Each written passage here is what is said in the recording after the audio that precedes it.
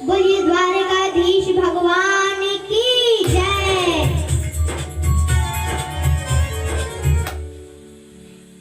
अब हम सुदामा चरित्र की कथा सुनते हैं।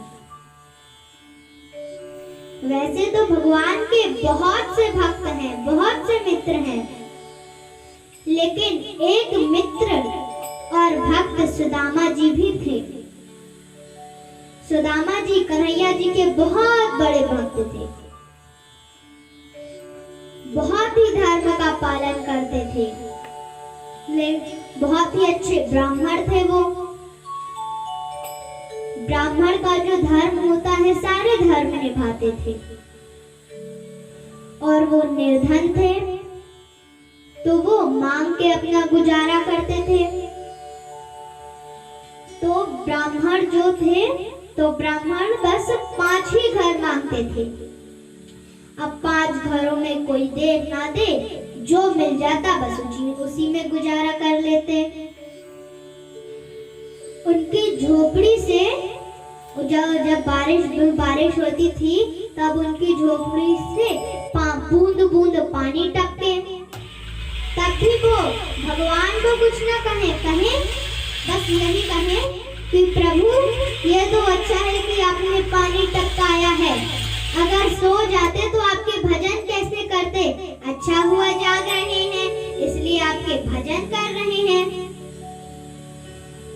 दुखी समय में भी बस भगवान का शुक्रिया अदा करते कि अच्छा हुआ भगवान आपने ये किया। सुदामा जी की 4 पुत्र थे और एक पत्नी थी सुशीला। तो एक दिन सुशीला बोली कि स्वामी आपके मित्र हैं द्वारिकाधीश, तो आप उनसे मिलने जाइए, तो हो सकता है कि उनसे कुछ धन की हमारी कुछ मदद हो जाए। तो सुदामा जी कहते हैं नहीं, धन की मदद के लिए कभी मित्र के घर जाना नहीं चाहिए। मैंने उन्हें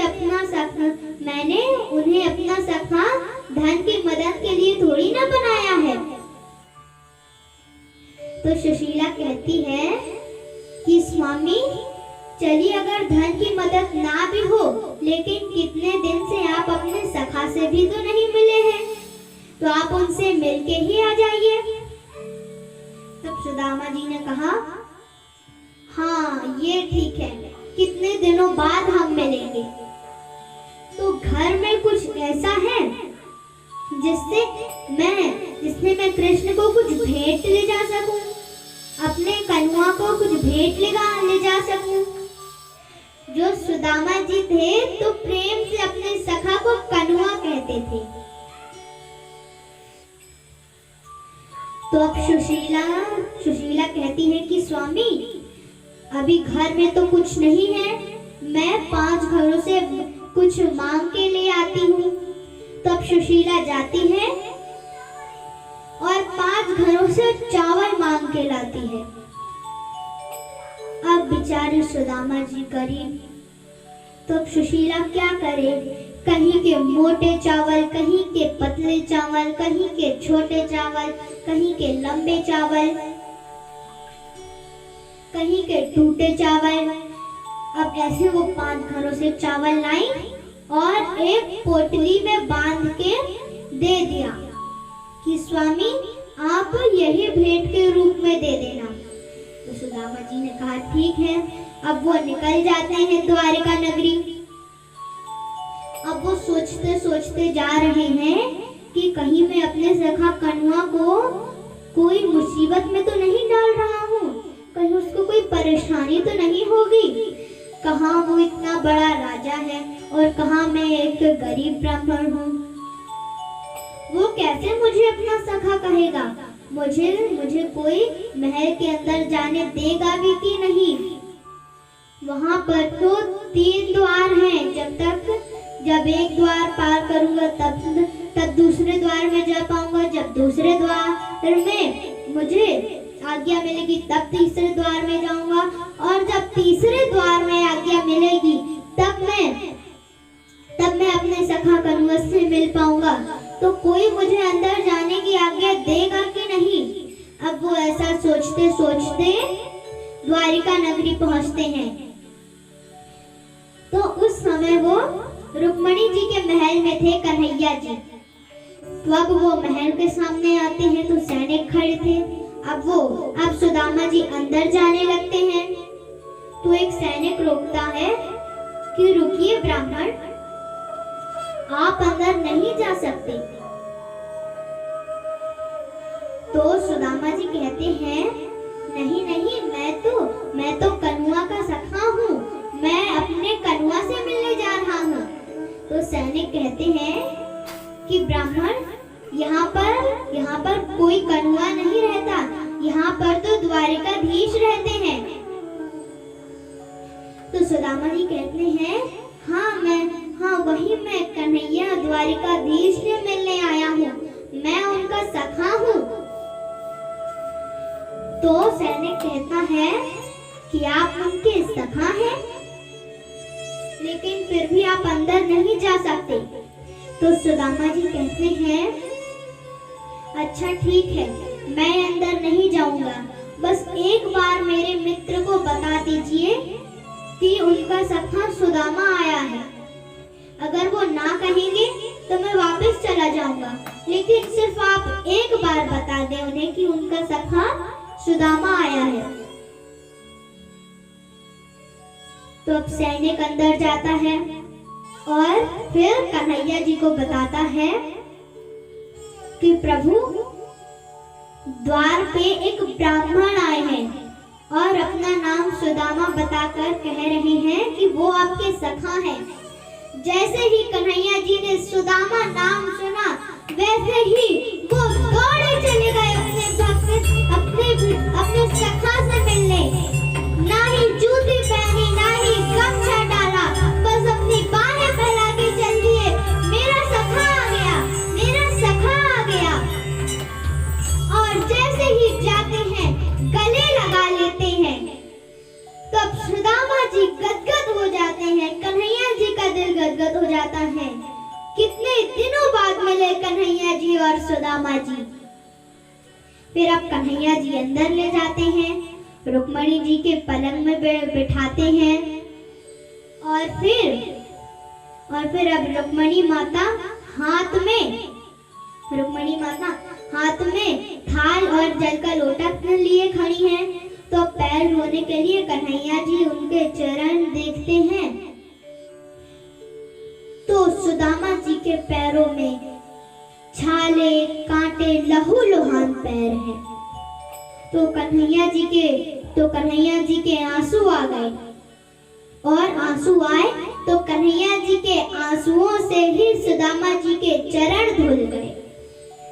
और इतना सौभाग्यशाली कौन होगा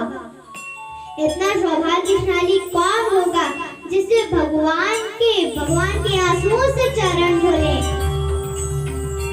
तो अब चरण धोते हैं और फिर कन्हैया जी पूछते हैं कि सुदामा, इतने दिनों बाद याद आई तुम्हें मेरी, और पहले नहीं आ सकते थे अपने सखा से मिलने। वैसे अच्छा ये बताओ कि तुम्हारा विवाह हुआ कि नहीं हुआ। तो सुदामा जी कहते हैं विवाह तो हो गया कन्हुआ। तो अब कन्हैया जी कहते हैं अरे सुदामा, तुमने विवाह भी कर लिया और अपने सखा को याद भी नहीं किया, बुलाया भी नहीं। तो सुदामा जी कहते हैं कन्हैया, मैं इतना गरीब हूँ, मैं कैसे बुलाता। वैसे तुम्हारे तो 16,108 विवाह हुए हैं, तो तुम मुझे नहीं बुला सकते थे। तो कन्हैया जी कहते हैं अरे सुदामा, इतनी जल्दबाजी में विवाह हुए कि कार्ड छपवाने का भी समय नहीं मिला, तुम्हें कैसे बुला लेता। तो सुदामा जी कहते हैं तुम्हारी तो संतानें भी हो गई, तुम ही मुझसे मिलने आ जाते या फिर मुझे ही ले आते। आई कि नहीं आई? तो सुदामा जी कहते, तो कन्हैया जी कहते हैं बहुत याद आई। फिर अब सुदामा जी कहते हैं तुम्हारी तो 16,108 रानियां हैं, तुम्हारे तो 10-10 पुत्र और एक पुत्रियां भी हो गई हैं। इतने समय में हो गई हैं और तुमने मुझे थोड़ा भी याद नहीं किया। तो अब जितनी भी उनकी रानियां थी सबके 10-10 पुत्र और एक पुत्रियां थी। तो अब आप ही हिसाब लगा लो कि उनके कितने पुत्र और पुत्रियां थी। अब मेरी तो इतनी सी बुद्धि, अब मैं कैसे हिसाब लगा पाऊं? लेकिन अगर उनकी कन्याओं का देखें तो जितनी रानियां थी उतनी ही कन्याएं थी, क्योंकि सारी रानियों के 10-10 पुत्र और एक कन्याएं थी। तो कन्याएं तो 16,108 हुई और पुत्र कितने हुए? 1,61,080 पुत्र। समझते हैं? 1,61,080 पुत्र। फिर अब सुदामा जी के लिए भोजन आया। अब सुदामा जी बड़े दिनों के बाद मिले हैं तो 56 भोग की थाल लाई गई। और फिर कन्हैया जी पूछते हैं कि सुदामा तो मेरे लिए भाभी जी ने कुछ तो भेजा होगा। तो अब सुदामा जी कैसे बताएं? अब सामने थाल रखी है भोजन की, 56 भोग रखे हैं। अब वो कैसे वो पोटली निकाले? तो अब वो बार-बार छुपाए, कहीं इधर छुपा ले कहीं उधर छुपा ले। तब कन्हैया जी ने देखा कि सुदामा कुछ तो छुपा रहा है, कहीं पीछे छुपा ले, कहीं यहाँ छुपा ले, कहीं वहाँ छुपा ले। तब कन्हैया जी ने उस पोटली को सुदामा जी से छीन लिया और खोल कर देखा तो उसमें चावल थे। तो कन्हैया जी ने देखा कि सुदामा कितना निर्धन है। अगर और चावल भी एक से नहीं, कुछ टूटे, कुछ मोटे, कुछ लंबे, कुछ छोटे, कुछ मोटे दाने थे। तो अब भगवान ने जैसे ही एक मुट्ठी भर के एक मुट्ठी चावल खाया तो उन्हें एक लोग की सारी संपत्ति सुदामा जी के नाम कर दी। और जैसे ही दूसरी मुट्ठी उठाई, दूसरी मुट्ठी का चावल खाया, वैसे ही दूसरे लोग की संपत्ति दे दी। और जैसे ही तीसरी मुट्ठी उठाकर खाने वाले थे, वैसे ही रुक्मणी जी ने हाथ पकड़ लिया और कहा कि स्वामी, भाभी जी ने भेजा है तो हमें भी तो उनके हाथ का प्रसाद ग्रहण करने दीजिए, क्या आप ही पूरा भोग लगाएंगे? फिर रुक्मणी जी ने कन्हैया जी के हाथ से लिया और उन चावलों को खाया। और फिर रुक्मणी जी और कृष्ण जी के मन ही मन बात हुई कि प्रभु, आपने 2 लोगों की संपत्ति तो दे दी, तीसरे लोक में तो हम ही रहते हैं, क्या आप हमें भी दान कर देते? फिर अब अच्छे से रखा गया सुदामा जी को और फिर रात्रि को अच्छे से चरण दबाकर सुलाया गया। और फिर ढेर सारी बातें की सुदामा जी ने और कन्हैया जी ने। फिर अब अगले दिन सुदामा जी जाने लगे। सवेरे अब जाने लगे तो अब कन्हैया जी कहते हैं, अरे सुदामा, इतने दिनों बाद आए और इतनी जल्दी जा रहे हो, कुछ दिन और रुक जाते। तो सुदामा जी कहते हैं, अरे कन्हैया, होता तो मैं रुक जाता, लेकिन वहाँ पर बच्चे और सुशीला अकेली हैं, इसलिए वो वहाँ पर अकेली है, इसलिए मेरा जाना वहाँ पर जरूरी है। इसलिए तुम मुझे अब आज्ञा दो कि अब मैं जाऊं।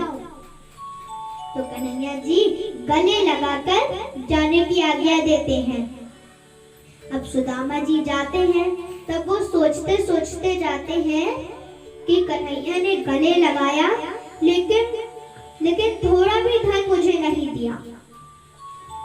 कम से कम थोड़ा तो धन दे देना चाहिए। लेकिन उसने इतने अच्छे से आराम करवाया, रुक्मणी जी के पलंग में मुझे बिठाया, बिल्कुल बड़े भाई की तरह सम्मान दिया, लेकिन थोड़ा तो धन देना चाहिए। फिर अब ये सोचते सोचते वो अपने घर पहुंचते हैं। तो जहां पर सुदामा जी का घर था, तो उनके उस घर की वजह एक बहुत सुंदर महल सुदामा जी ने देखा। हीरे मोतियों की लड़ियां लटक रही हैं, बाग बगीचे उपवन है। बिल्कुल जितना कन्हैया जी के पास है उतना ही सुदामा जी को दे दिया।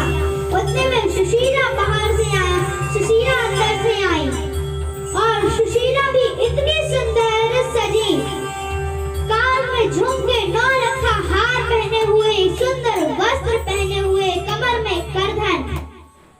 तो सुदामा जी कहते हैं कि हे देवी, आप कौन हैं? लगता है मैं कहीं गलत जगह पे आ गया हूँ, ये मेरा घर नहीं है।